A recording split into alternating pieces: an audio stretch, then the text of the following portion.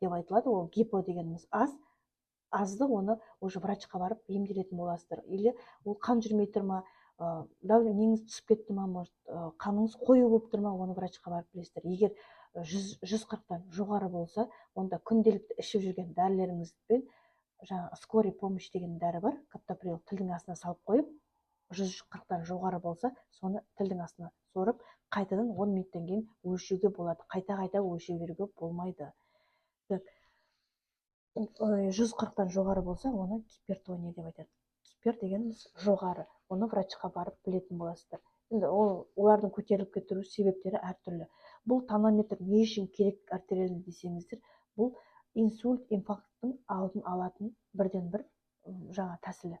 Адамдар көбінесе білмейді давлениесі қандай екен. Сондықтан да өзіңіздің давление күнделікті қандай екенін біліп жүруге болатын жақсы аппарат.